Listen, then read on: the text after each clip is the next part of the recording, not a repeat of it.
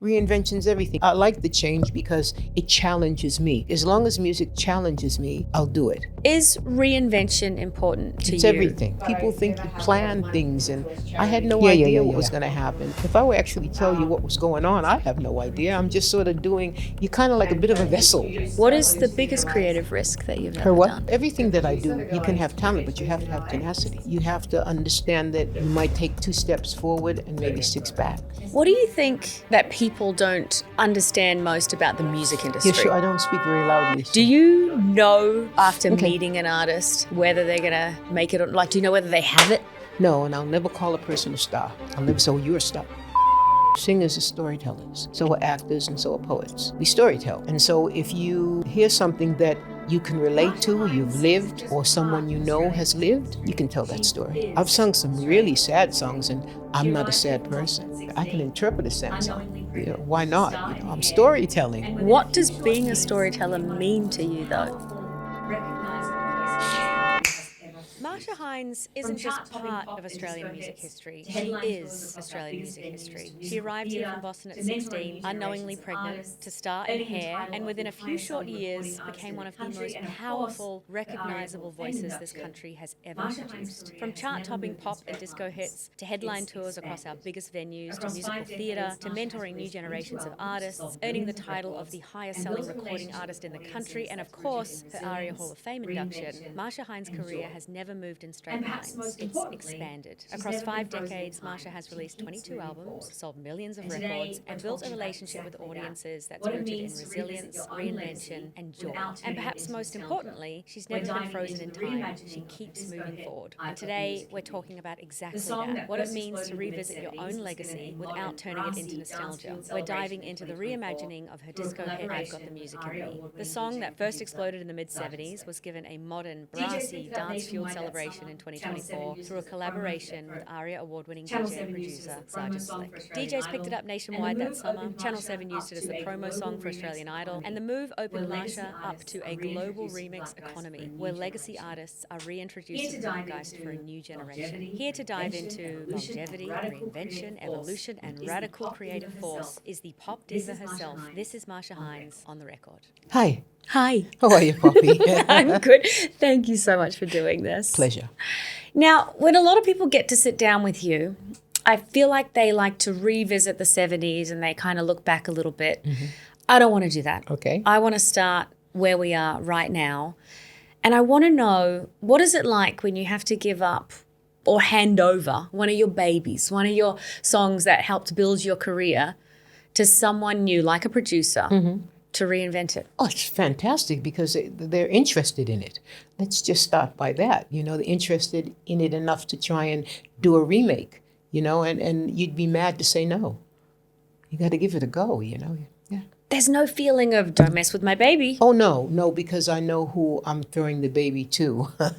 So I knew Sergeant Slick would do a great rendition of it, you know. And it's a fun song, too, and I think a lot of people remember it as being just that, yeah.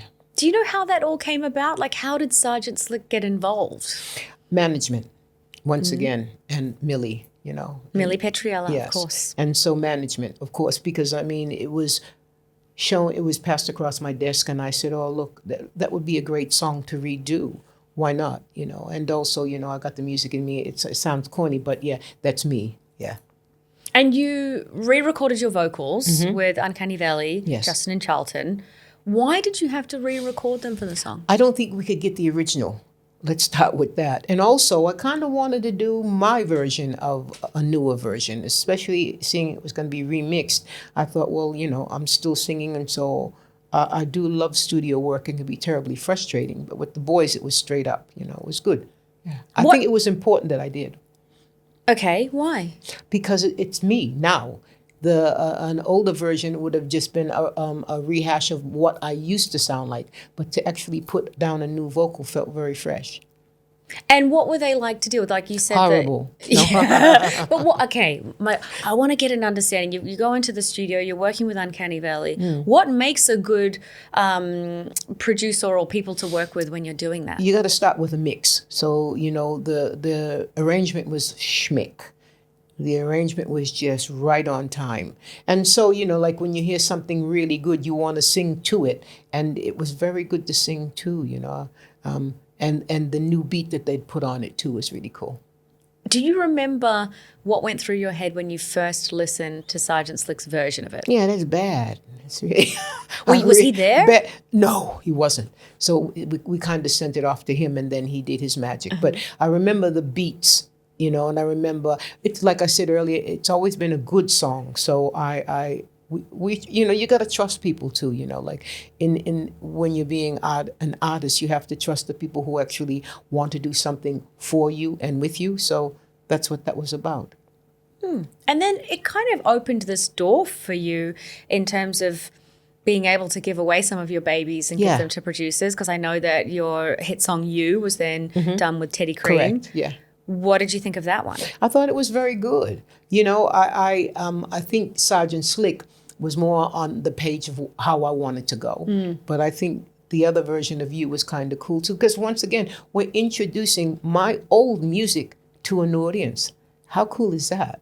I want to dive into that actually, because I feel like when I was young, and if someone played me music from my parents' generation, I just had this weird aversion of, no, that's not cool. I want to listen to the Spice Girls and Hanson, which I was really young, into. and that's what most young people would think, And I listen to music now, and I think, what the... And I'm sure when I was coming up with my brother and we listened to like Jimi Hendrix and Janis Joplin and whatever was playing on the radio, like Led Zeppelin, my mother would have said, what the hell is that? And music is just an expression. Music is youth, and you should be always allowed to express yourself in youth, and that's all music ever is. And I listen to stuff now and I think, I never get offended by any song. As long as it's in tune, I'm there. Okay, when it's not in tune, I'm thinking, who was sitting in that box, the producer's box, and didn't realize that wasn't in tune, But anyway, that's them. But yeah, I like things that are in tune. Call me old-fashioned, but yeah. But have you noticed the thing that I've noticed, where young people today, in 2026, they will listen to a reimagining of an incredible song from the 70s like yours, and they'll go, I like it even though it's an older song, or they'll listen to the original one, from 1973, and they'll like it because I feel like young people today listen to music and they go, I like good music. Well, what else is there? Well, I feel like when I was young, it was uncool to listen to old music. Oh, was it? Yeah, and with my group of friends, but I feel like now... No, it's cool because everything old is new again. Do you know what I mean? Look, my mother's music was kind of like Nat King Cole and Mel Torme and, Ella Fitzgerald. But I did listen to it because there was, as a musician, there was something for me to learn about it, and that's how you learn, by listening, And I just think music, once again, it's an expression. And maybe the music you were listening to wasn't cool. Who knows? What were you listening to? I don't know. Well, I feel like I wasn't appreciating Tina Arena when I was young, which my mom would play. Right. And now, oh my gosh. She's the bomb. The bomb. I know. Girlfriend can sing. Oh my God, Chains. Or as black people say, she can sing. That Don't Ask album? That was something. Yeah. Yeah. I've looked at your career and looked at, 5 decades. It's just astonishing.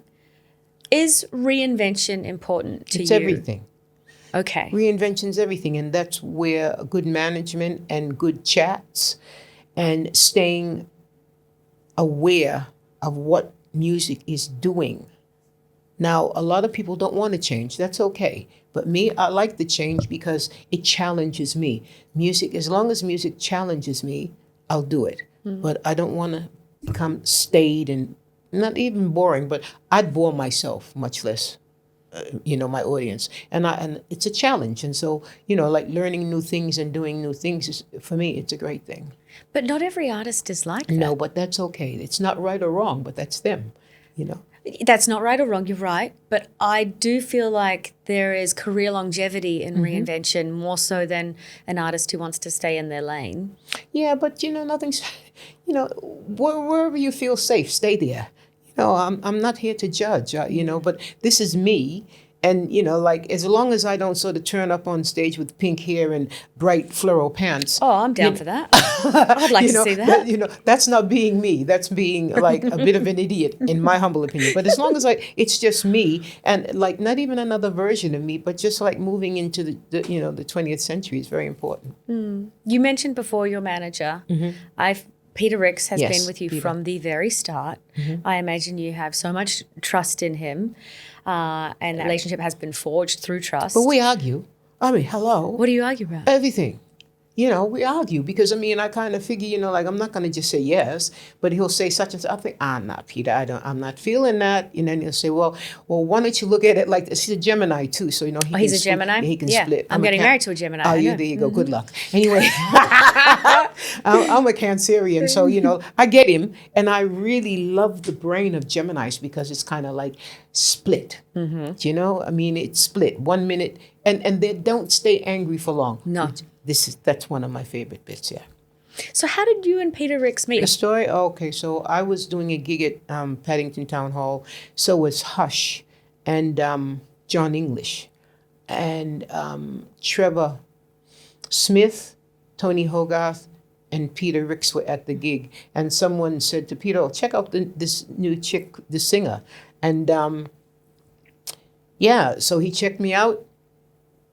And Tony Hogarth, who was running Wizard Records at the time, said, you know, I'll record her if you manage her. And Trevor Smith said, I'll put her on some gigs if you manage her. So it was one of those things. And I said to Peter, have you got a car? He said, yeah. I said, good, you can drive me home. It was as simple as that. I had no idea.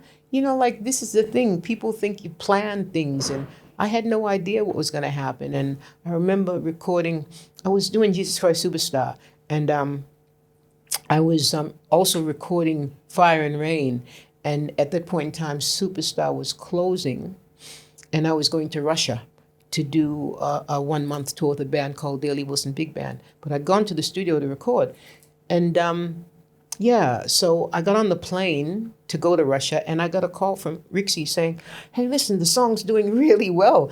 I said, who bought it? Why would they? You know, I really liked the song, but why would anybody buy it? He said, well, I don't know why, but the song's doing very well in Australia. Crazy. Did the why come from you just not realizing your power? And then what changed? Of course. You know, like, who am I? You know, I said to him, who bought it? That's really nice. I would like to thank them personally. And I did. You know, but, you know, look, it was just a great song. I recorded Fire and Rain because when I left Boston, it was a huge hit. It was humongous. And I came to Sydney, and it was all wonderful. And I went to my accommodation that Harry Miller had, you know, booked for me. And I was a little bit, I don't know, you know, I was 16, I was a bit lonely. And I turned on the radio in Sydney, and that same song was becoming a hit. And it sort of made me feel like I was home, or it gave me the company that I knew. And I said to myself, if you ever get a chance, and I didn't know that I'd ever record anything, but I said to myself, if you ever record anything in your life, record that song. And that's the first song I ever recorded. Wow. And then what was it like hearing I Got the Music in Me all over the Australian Idol promos? Cool. And I know that a whole bunch of club DJs made have me picked very it up. happy. Yeah. Yeah. You know, I mean, I say to people, I don't take anything for granted. I'm very, very grateful. And I look at how Channel 7 have promoted me and stood by me as, you know, one of their personalities on the show, you know, and you couldn't ask for much more than that, you know. But, you know, I work hard, at it, you know, like, so when I do my gigs, I Got the Music in Me wasn't even in our repertoire, and we put it in because the song was, you know, popular, and the audience really like it when we do it live too. And Graham Donald, obviously a lovely guy, big fan of yours. He's not just going to champion anyone, though. Obviously, Correct. He believed in it. Correct, yeah. You know, look, you know, we're a team. And the interesting thing about Australian Idol is all the people that did it 20 some odd years ago, they're all back. That says something, doesn't it? You don't return to something you don't like, you know? Especially when you get older. When you're younger, you worry about what people think. When you get older, you think, forget about it. I'm going to do what I want, right? Yeah. And so that's the upside, and it just sort of like, it feels like very much like family, and I think we're all in this thing for all the right reasons, yeah. And of course, I mean, a sync deal across Channel 7, that would pay okay, right? Yeah, it does okay. Yeah. So as sync deals, they pay. I'm trying to understand a little bit about the music industry and where artists can earn the most money. If they write something, they'll earn it. Otherwise, I think it was Elton John and Kiki D that wrote that bad boy. they're getting the money for that. So, and as they should, they wrote it, but Sure, it would they be wrote it. nothing without your voice and well, what thank you you. But did with it. you know that. So some performers are silly in the sense that they only record their songs and hope that they'll make money from that. But in actual fact, I had I had Jimmy Webb, I had Tom Snow, some of the biggest songwriters in the world write for me. And I had to step back and put my stuff on the B-side because their stuff was better. You gotta be honest to yourself, what's gonna sell best. And their songs did, yeah. That's really smart, and it shows me that you're not led by ego. No. No, I mean, ego's not a dirty word, like they said in the song. But yeah, no, I'm not led by ego. I'm led by reality. And you want your songs to do well. And I can't compete with Jimmy Webb, Jesus, That's one of the best songwriters in the world, yeah. There's something to be said, though, about the ability to listen to a song that you haven't written and think, I can do that. I can turn that in. Storytelling. Singers are storytellers. So are actors and so are poets. We storytell. And so if you hear something that you can relate to, you've lived, or someone you know has lived, you can tell that story. Yeah, that's why I love country music, because I think the storytelling in that is on another level. 3 chords and the truth. That's it, it's crazy, and it's succinct, and it's got humor most of the time, yeah. But what makes you say yes to a song? Say you're given a few songs, Peter's there, making his suggestions as you would trust him to do. I don't hear myself singing it. I can actually hear myself singing it. Okay. Your heart's a very important part of who you are. And if I hear it and my heart says, yeah, or if it's a story that I've actually lived, or like I said, heard about, or vicariously heard through a friend, I can sing that, Do you need to see yourself in the song? Do you need to have experienced what the songwriter experienced? No, because I can't. But I can do my own interpretation of what they felt, because most songs come from feelings, and either good or bad.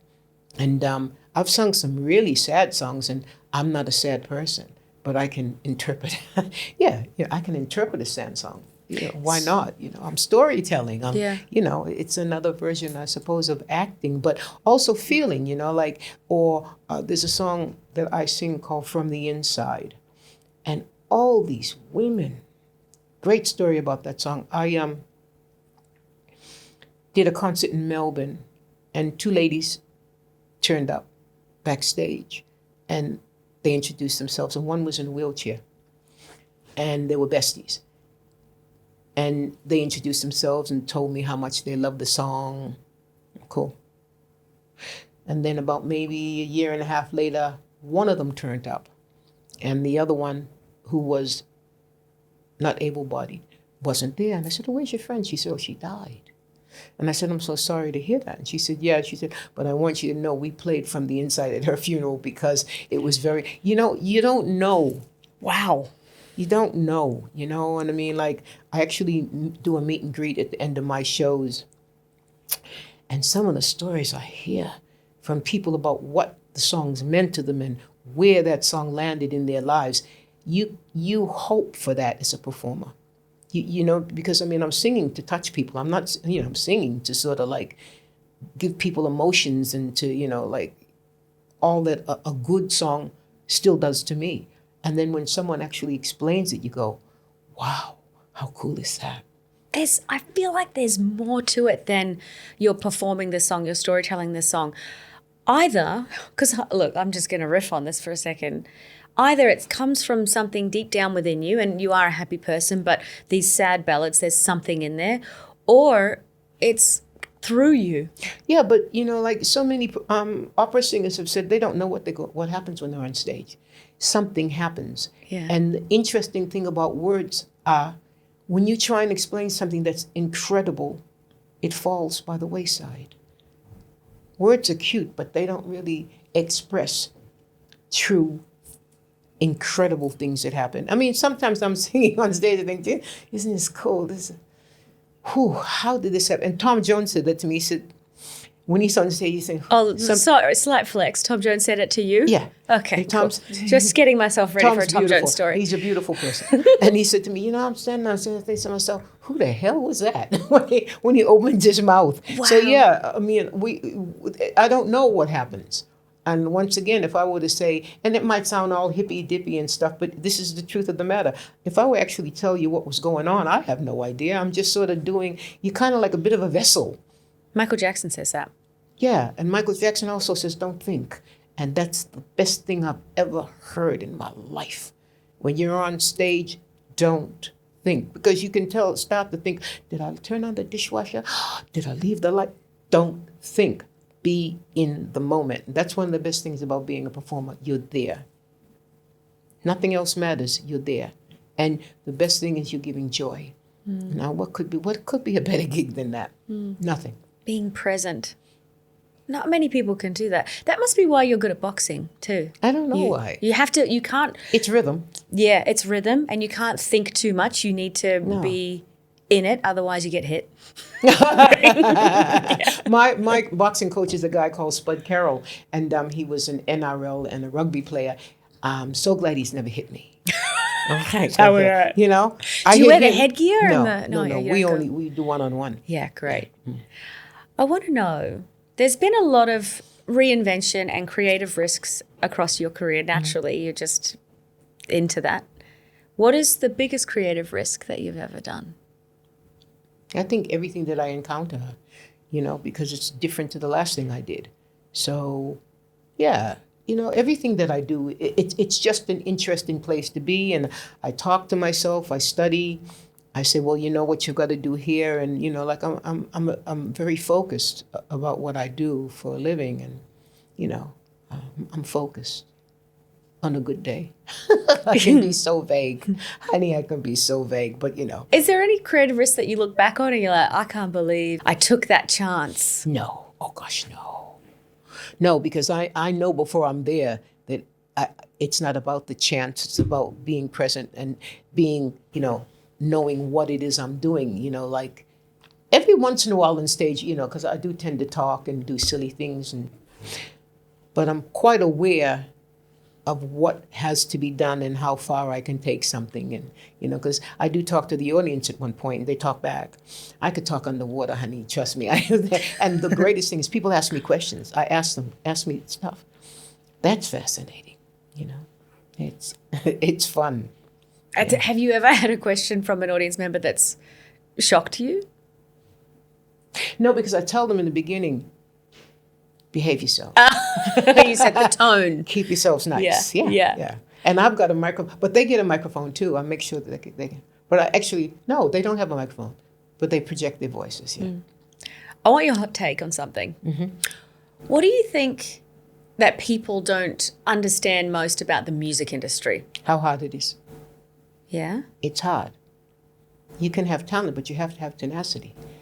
You have to understand that you might take 2 steps forward and maybe 6 back. It's hard work. Yeah. Maybe being 72, it might be a little bit easier now for me. I love that you say your age, by the way. Hell yeah. Every opportunity I get, I say my age. I'm 38 and proud. Yes, girlfriend. Yeah. Don't you think there's a bit of an issue in the music industry where not enough... Shame on them. Yeah. Shame on them, because it's not about that. It's about how they present themselves and what they feel like. But to each his own, I had a great mother, and I say this whenever I can. She'd say, Marcia, everybody goes to hell their own way. So if that's how you want to roll, go ahead, It's true, huh? Yeah. And a huge part of your life is mentoring and helping emerging artists. And, you say that it's really hard to make it in the industry. Do you know after meeting an artist whether they're going to make it? Do you know whether they have it? No, and I'll never call a person a star. I'll never say, you're a star. Bullshit. No. It all depends. It all depends on if the stars are... I don't know. I have no idea. And if I did, I'd bottle it and sell it. Fame, what is it? You know, like, and everybody sees it differently too, I'm sure, you know. But no, I can see when they get what we're saying, you know, because you got to remember these kids that I'm speaking to, they're like a deer in the headlights. Even though I'm speaking to them, they're looking, but are they receiving the information? Because, you know, they're very game individuals. They're being plucked from obscurity and thrown on a television set where everybody's got an opinion about them, you know? And, you know, depends on who you are. I don't know if you can take that kind of criticism. And my other question to you is, would I have done Australian Idol? I don't know.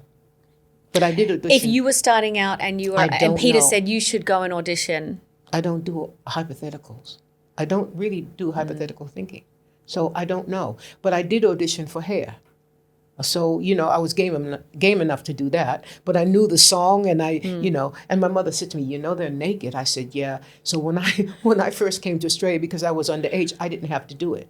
I didn't have to do the nude scene. Right. And then I went, I want to be like everybody else, and stood there butt naked. You chose to do it. Yeah, I chose to do it. love Of course, it. because it was part of the tribe, you know, it was part of the show. And we thought we were really going to change the world, you know. What was that like? It was You were incredible. 17, 16. 16 when you were on stage, buck naked? Everybody was.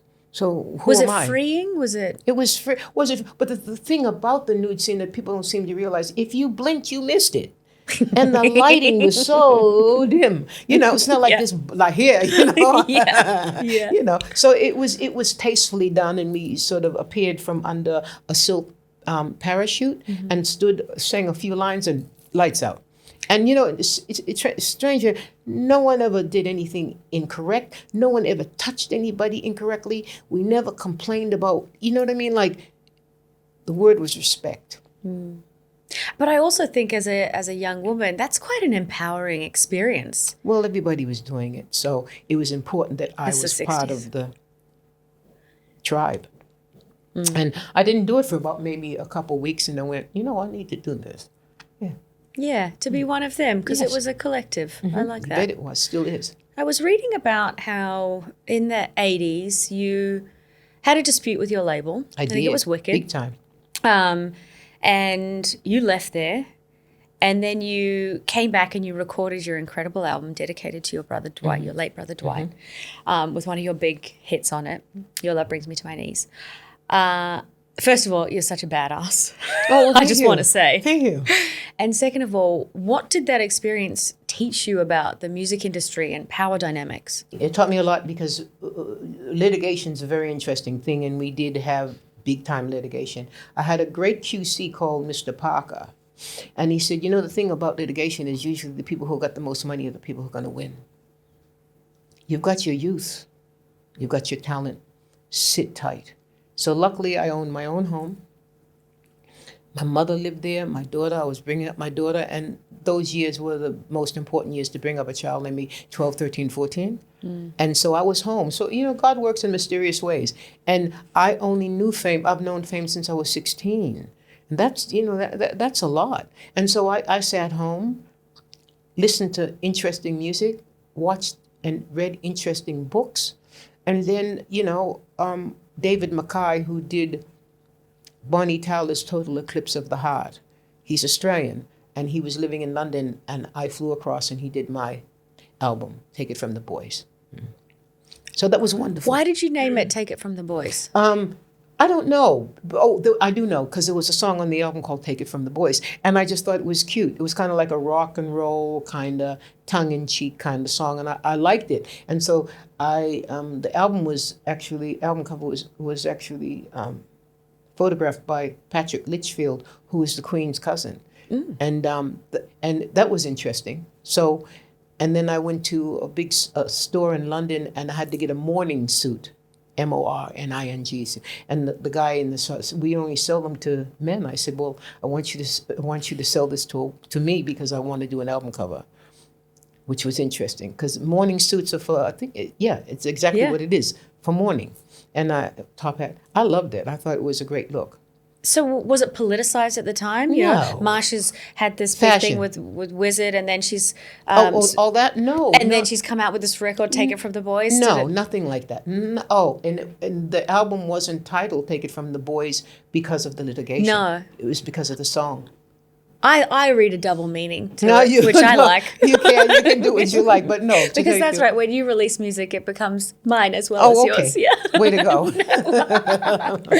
No, I thought that was really It was incredible. lovely. It was lovely. But it was an interesting time in life, and it was a big lesson because my mother was in Australia with Denny, and she was little, and she called me, and our deal was she never called me unless something was wrong. And I said to her, what's wrong with Denny? And she said, oh, she's fine. She said, your brother's died. And I started crying. This is my mother. She said, you need to stop crying because I took him through chicken pox and measles. You have to go home and do the grown-up thing and go and bury your brother. Okay, so I did what I was told, of course. And I was right in the middle of this first album. And it was difficult. And I got on a plane and I'm mourning, can't believe this is happening. And people on the plane are clinking their glasses and having champagne. And I went, life goes on. I know what it means, I know what life goes on means. Yeah. And so I went, he lay in state for 4 days. And I went every day to sit with him and to talk to him a lot and tell him how pissed off I was with him. Yeah. And then I got back on the plane and went to the studio with David. And he said, what do you want to sing? I said, I don't know if I can sing. I'm so heartbroken that this has happened. He said, okay, well, choose a song. And so I looked at the list because we're like maybe 3 songs into the album. And I said, Many Rivers to Cross. So when you hear that song, you hear my heart breaking. And consequently, it was a big hit in Italy and Amsterdam, Holland. So do you know what I mean? So once again, storytelling. Yeah. You sing what you live.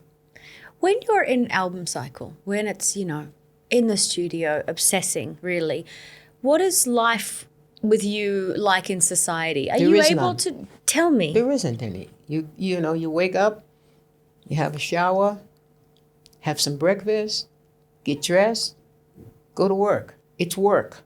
In the zone. Is there any other way? But you can't have. Yeah, I wonder if your movements within society are different when you're in album cycle. No, because they're not aware. I am. Yeah. I'm living Yeah. what I'm doing, yeah. And we were living in London, and we had to travel. We lived above Baker Street Station, and we had to travel in the tube to Surrey because David lived in Surrey. And that was always interesting because it was something to make me look at and divert my attention to what was really going on. Once we got off the train, we started to record, and he was one of the finest producers I've ever worked with in my life.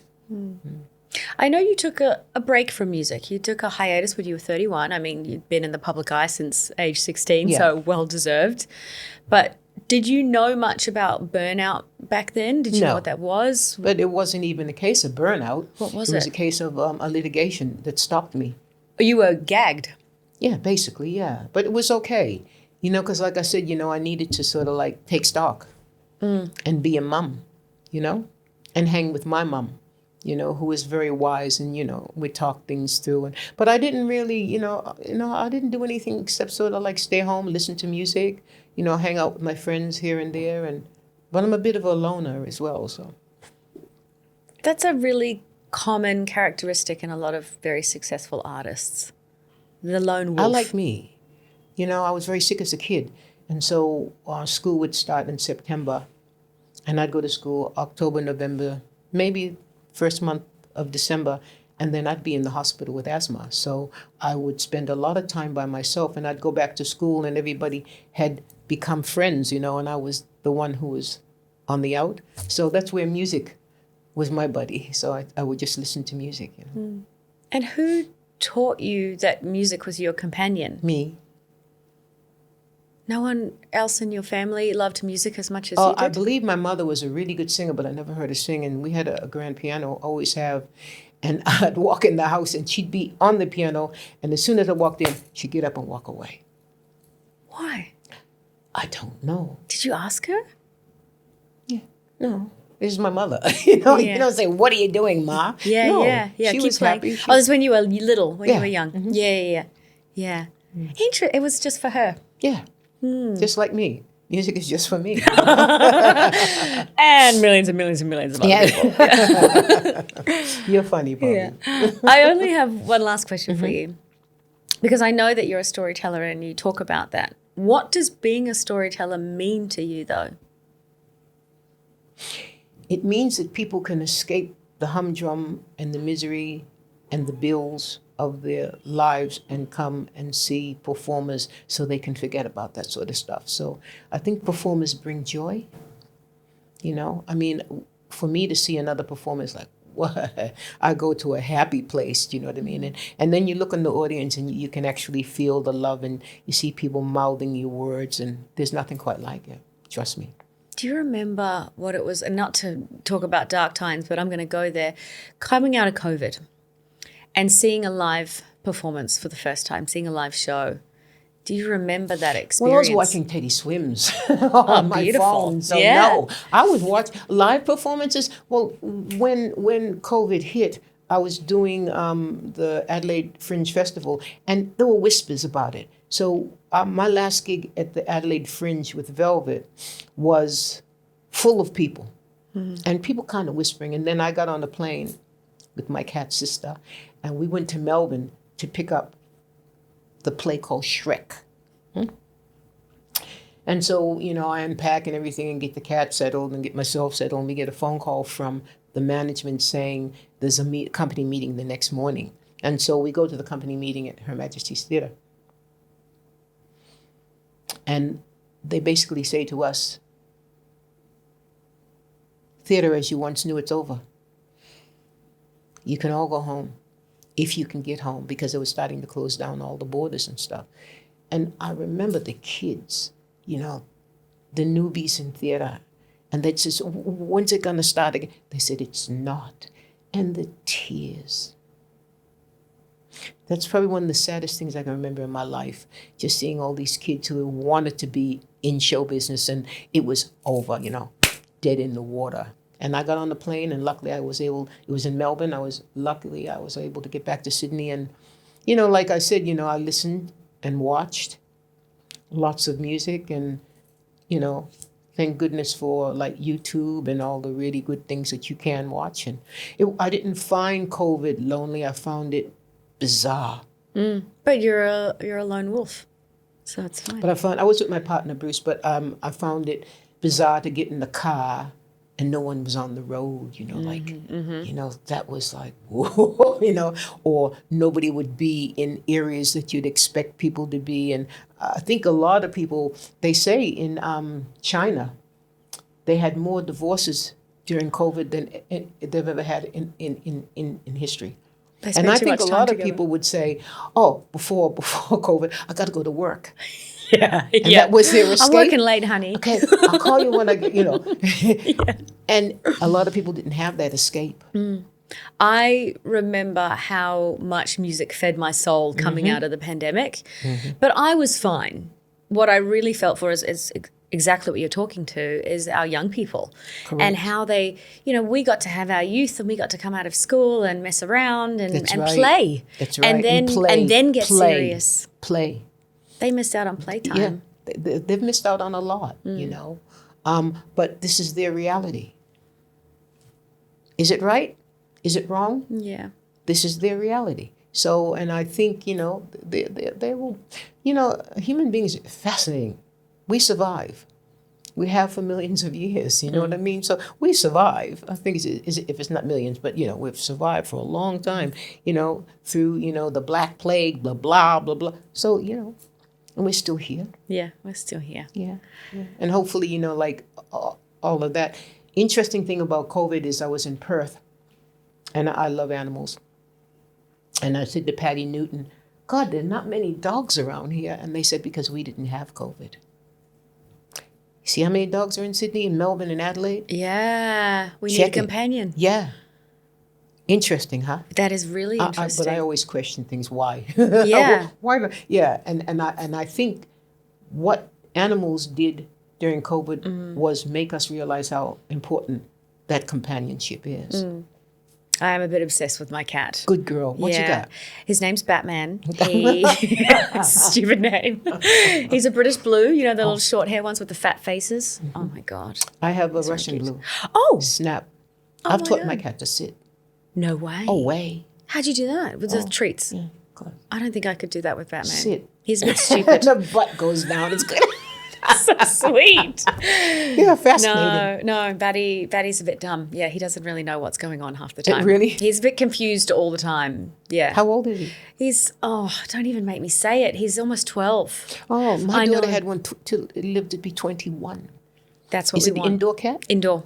Way to go. So's mine. Yeah. Okay. Apartment cat. Live Yeah. forever. Yeah, Thanks. indoor cat. You've made me feel better about my cat. Oh, Thank good. you. Thank you, Marcia. And thank you so much You're for welcome, having this Poppy. chat. And thank you for continuing to re-release and reimagine your music and let others enjoy it in the same way that so many generations did when you first released Well, I'll it. do it for as long as I can. Trust me. Yeah, don't stop. I love it. Thank you.